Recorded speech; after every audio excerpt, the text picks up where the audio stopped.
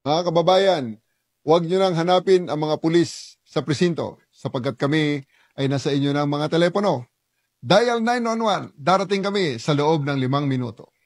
Lilingkod sa bawat Pilipino at magbibigay ng tamang impormasyon para sa tahimik at maayos na Pilipinas. Police News Network, alagad ng batas, tagapagtaguyod ng balitang pulis, sandigan ng mamamayan, patnubay ng katotohanan.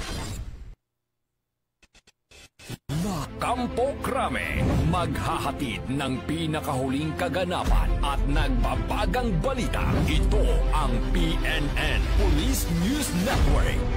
At ngayon, ang inyong mga tagapagbalita.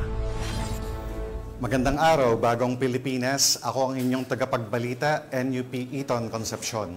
At ngayong araw ng Miyerkules, muli nating makakasama bilang special guest co-host si Ms. Roxanne Velasco, former Mrs. Metro Manila and Nobel Queen Globe 2024. Magandang umaga sa iyo, Ms. Rox. Magandang umaga po, Sir Eton, at sa mga ka-PNN natin mula Luzon, Visayas at Mindanao.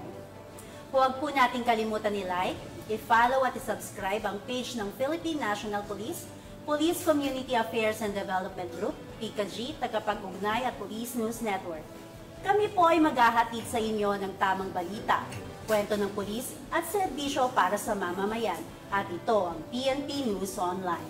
Ang pangunahing balita ng Police News Network, alagad ng batas, tagataguyod ng balitang pulis.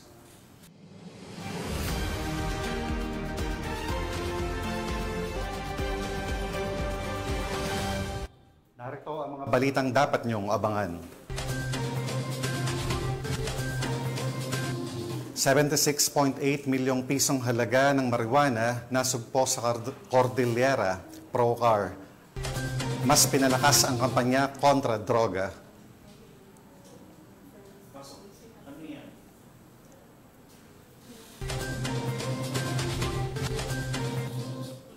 Pitong drug suspect na sa kote sa buy-bust operation sa Pampanga.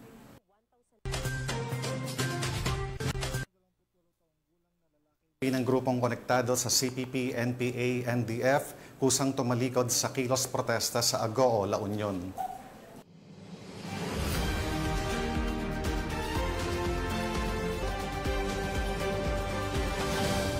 Narito ang mga balitang hatid ng ating PNN correspondents mula sa iba't ibang panig ng bansa.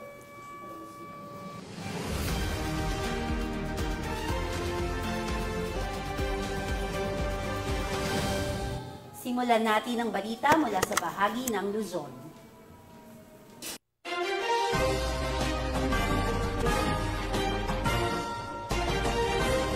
Mas pinaigting pa ng Police Regional Office Cordillera ang kanilang kampanya laban sa illegal na droga, partikular sa eradikasyon ng taniman ng marijuana, kung saan umabot na sa 76.8 milyong pisong halaga ng nasirang marijuana plants at produkto nito ang kanilang naitala ngayong taon.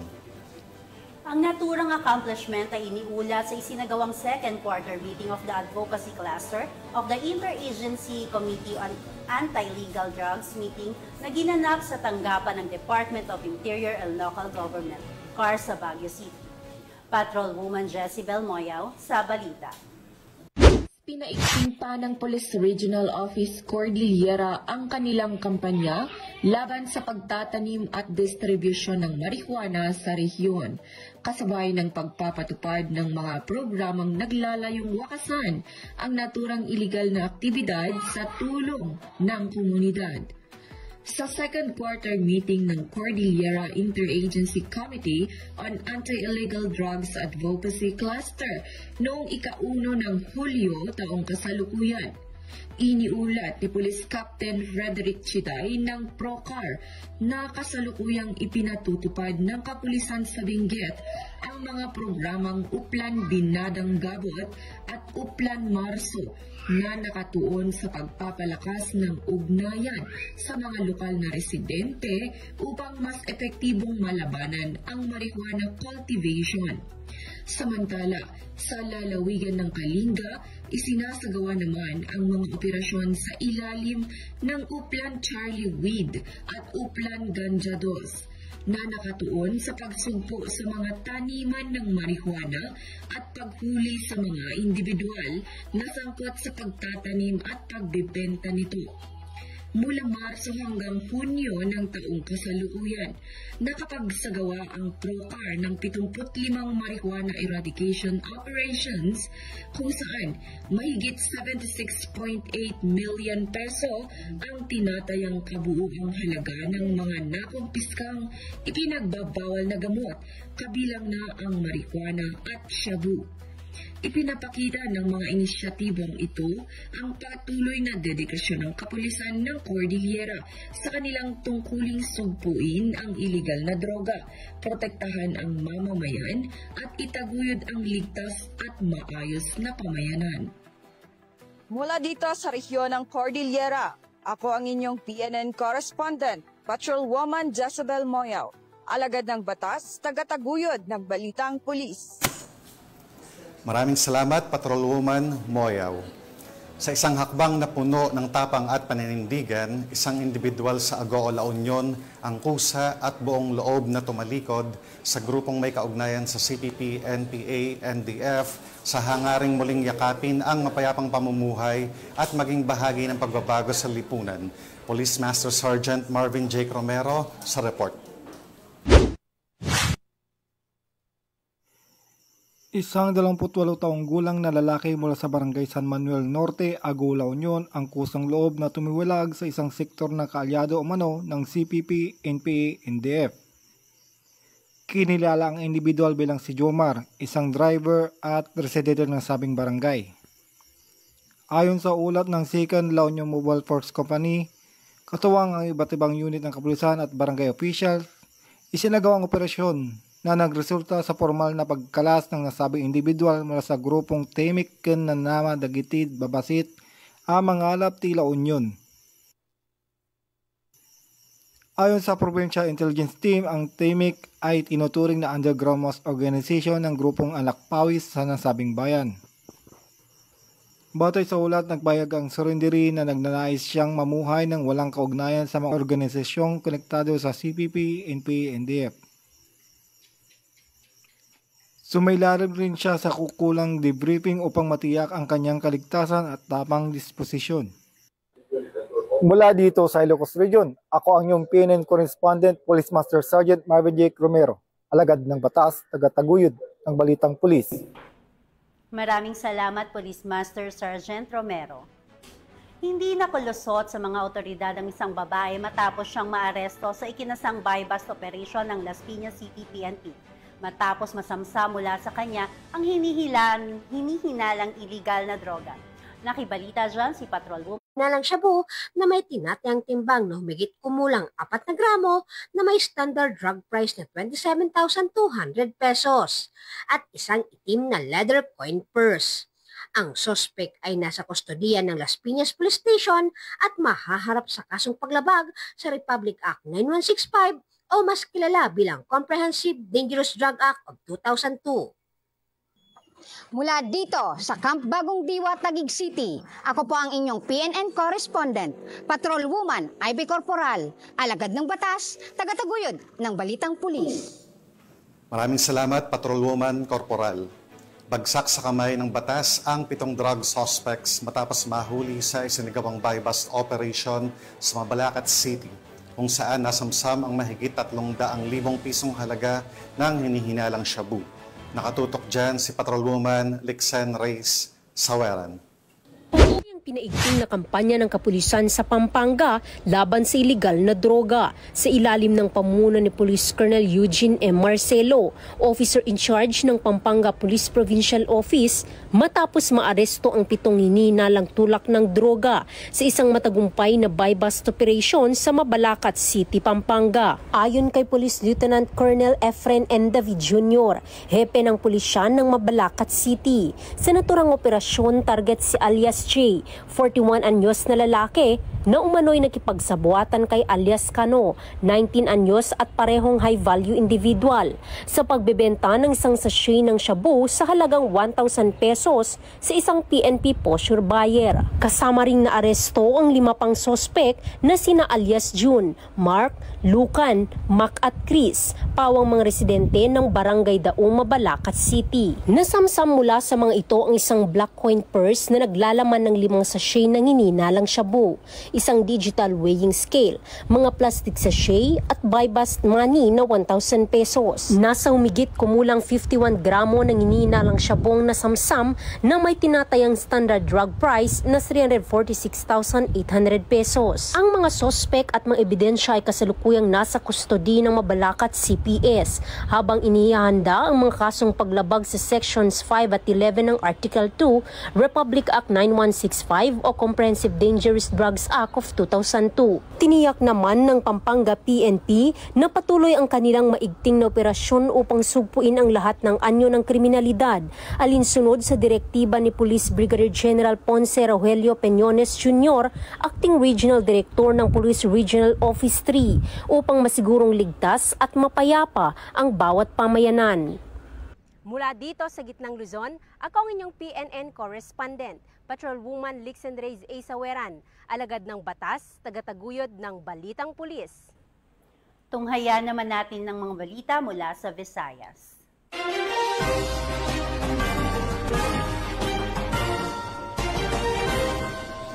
Timbog ang 2 individual matapos makumpiskahan ng mahigit 700,000 pisong halaga ng shabu sa ikinasang buy-bust operation ng pulisya sa Manlangit Street, Barangay San Isidro, Tagbilaran City, Bohol. Tinitiyak naman ng pulisya na mas pag-iigtingin pa nila ang kanilang kampanya kontra droga at nananawagan sa publiko na maging katuwang sa pagbibigay ng impormasyon para tuluyang wakasan ang kalakalan ng iligal na droga. Yan ang tinutukan ni Patrolwoman Flora May Azares. Nakumpisa ng Tagbilaran City PNP ang 714,000 pisong halaga ng hinihinalang shabu mula sa 2 sospek sa isinagawang buy-bust operation ng mga otoridad sa Manlangit Street, Barangay San Isidro, Tagbilaran City, Bohol, noong ika-28 ng Hunyo taong kasalukuyan. Kinilala ni Police Lieutenant Colonel John Karen O. Escobar, Chief of Police ng Tagbilaran City Police Station, Bohol Police Provincial Office, ang 2 sospek na sina Anthony, 41 anyos, isang high-value individual na residente ng Lindaville Phase 2, Tagbilaran City, Bohol, at Marlon, 35 anyos, isang street-level individual na residente ng Kadapdapan, Kandihay, Bohol. Bandang alas 3:45 ng hapon nang ikinasa ng mga operatiba ang buy-bust operation na nagresulta sa pagka-aresto ng mga sospek at pagkasabat ng 3 pakete ng hinihinalang shabu na may timbang na 105 gramo at may standard drug price na 714,000 pesos, buy-bust money, isang Vivo na cellphone, isang pouch at trusi na motor. Kasalukuyang nasa kustodiya ng Tagbilaran CPS ang mga sospek at mahaharap sa kasong paglabag sa RA 9165 o Comprehensive Dangerous Drugs Act of 2002. This operation sends a clear and strong message. Walang puwang ang iligal na droga sa Tagbilaran City sa ilalim ng kasalukuyang pamunuan.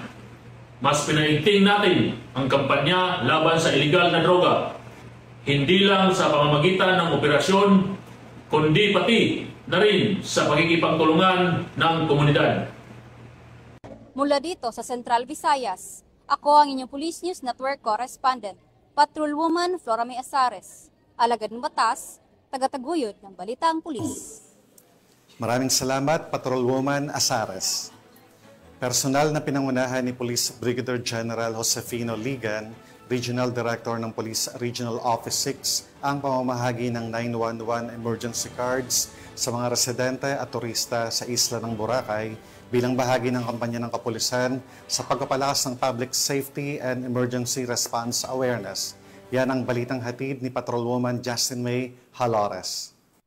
Sa layuning mapalakas ang kaligtasan at seguridad ng publiko, personal na pinangunahan ni Police Brigadier General Josefino Diligan, Regional Director ng Police Regional Office 6, kasama si Police Colonel Arnel B. Ramos, Provincial Director ng Aklan Police Provincial Office, ang pamamahagi ng 911 emergency cards sa mga residente at stakeholders ng Boracay Island at nagturo ng tamang paggamit ng emergency hotline sa mga residente ng Boracay Aklan nito lamang ika-28 ng Hunyo taong kasalukuyan. Bilang bahagi ng aktibidad, binigyang diin ng mga opisyal ang kahalagahan ng maayos at responsabling paggamit ng naturang emergency hotline upang matiyak ang mabilis na tugon ng mga kapulisan sa oras ng sakuna o krimen. Layunin ng inisyatibang ito na mapatatag ang ugnayan ng pulisya at komunidad, habang pinapalaganap ang kaalaman hinggil sa mga tamang hakbang tuwing may emerhensya. Isa rin itong hakbang ng PNP upang palakasin ang kahandaan at disiplina ng bawat mamamayan sa pagtugon sa hindi inaasahang sitwasyon. Sa pamamagitan ng direktang pakikilahok sa mga mamamayan ng Boracay, pinatunayan ng Police Regional Office 6 sa pangunguna ni Police Brigadier General Ligan ang kanilang matibay na paninindigan sa pagbibigay ng dekalidad na serbisyo publiko. Ang ganitong hakbang ng Philippine National Police ay patunay ng masigasig na pagsisikap ng buong hanay ng pulisya na mapalapit sa komunidad at mapanatili ang kapayapaan at kaayusan laban sa anumang emerhensya o kriminalidad. Dahil sa bagong Pilipinas, ang gusto ng pulis, ligtas ka. Mula rito sa Police Regional Office 6, ako ang inyong PNN Correspondent Patrolwoman Justin May Halyores. Alagad ng batas, tagataguyod ng Balitang Pulis. Narito naman ang mga balita mula sa bahagi ng Mindanao.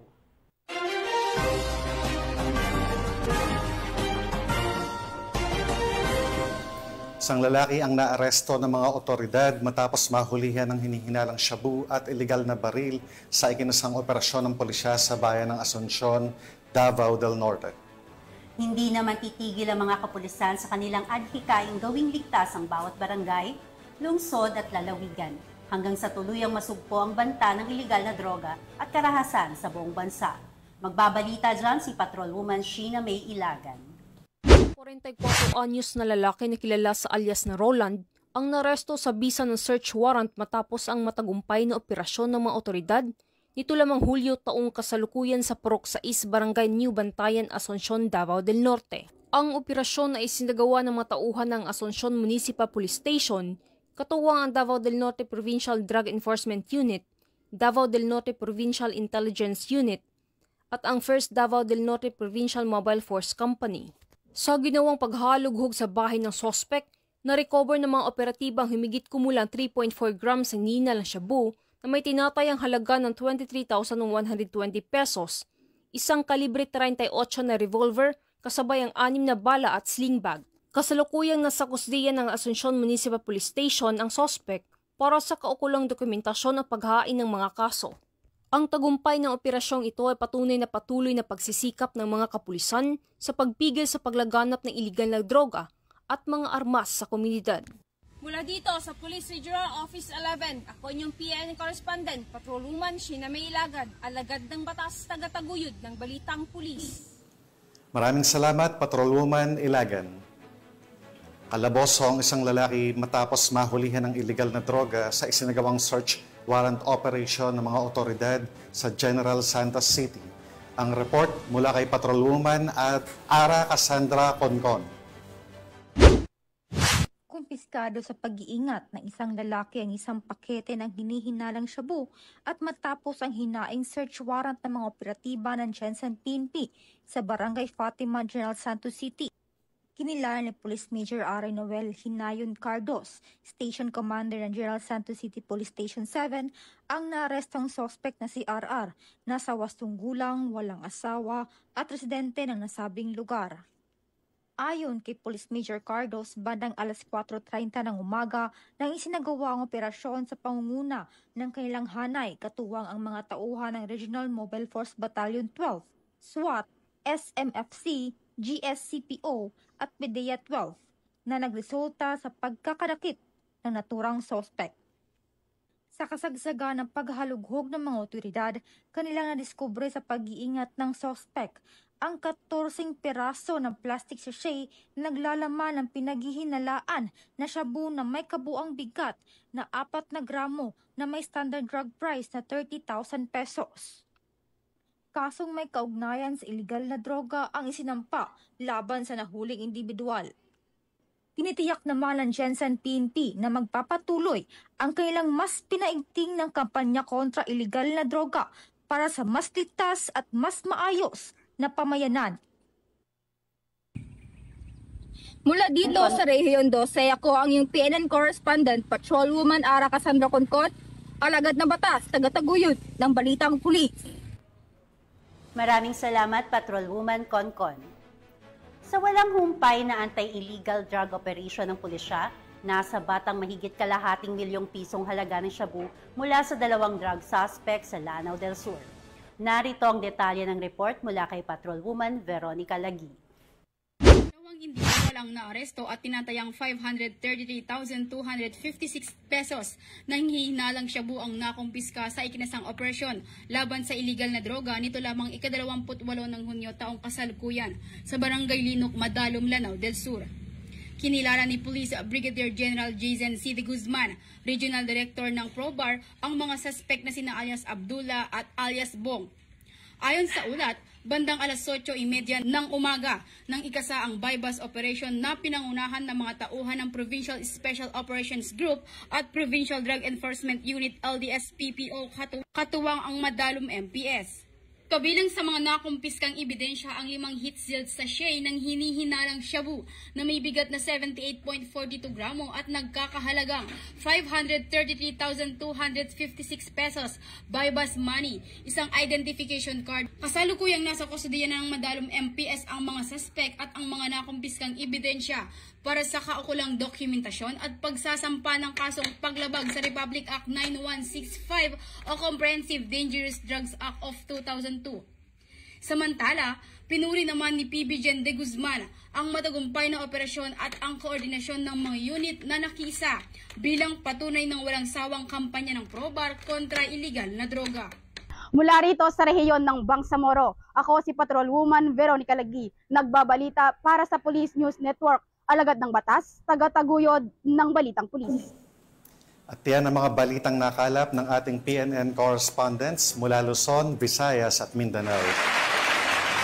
At bago tayo magtapos, gusto ko pong magpasalamat sa masugid na ating mga manonood ng Police News Network at syempre pa sa ating special guest co-host ngayong umaga na si Miss Roxanne Velasco. Maraming salamat sa iyong pagpapaunlak, Miss Rox, dito sa invitation natin sa PNN. Baka may gusto kang ipaalam, like yung advocacy or upcoming event, Ms. Rox? Yan, I would like to thank PNN, Police News Network, for having me again. And I would like to inform everyone, nominations are now open for the ASEAN Excellence Achievers Awards 2025. Join us on August 30, 2025 at Ocala, Manila for a prestigious night of recognition, inspiration, and excellence. And I'm calling all aspiring entrepreneurs dreaming of starting your own perfume business. We are now accepting slots for our perfume making seminar and financial literacy session. Message us at our official Facebook page, Rox Fragrances, and let's start your journey to success.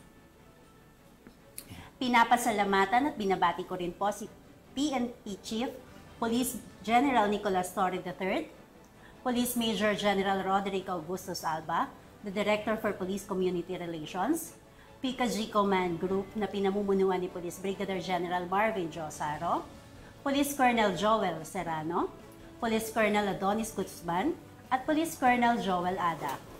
Sa lahat ng personnel ng Police Community Affairs and Development Group at sa lahat ng magigiting na pulis sa buong bansa, maraming salamat sa inyong serbisyo para sa isang ligtas na pamayanan. Sa ngalan ng pamunuan ng Philippine National Police, sa pangunguna ni Chief PNP, Police General Nicolas Torre III, at sa pamumuno ni President Ferdinand Bongbong Marcos Jr., kami ay maglilingkod sa bawat Pilipino at magbibigay ng tama at balanseng balita. At huwag niyo nang hanapin ang mga pulis sa mga presinto sapagkat sila ay nasa inyo ng mga telepono. Just dial 911. Darating sila sa loob ng 5 minuto. Dahil sa bagong Pilipinas, ang gusto ng pulis, ligtas ka. Mula rito sa tanggapan ng tagapag-ugnay ng Pambansang Pulisya, kami ang inyong tagapagbalita, NUP Eton Concepcion. At ako naman po si Roxanne Velasco, former Mrs. Metro Manila and Noble Queen Globe 2024, maghahatid ng tamang balita. kwento ng pulis at serbisyo para sa mamamayan. At ito ang PNP News Online. Ang pangunahing balita ng Police News Network.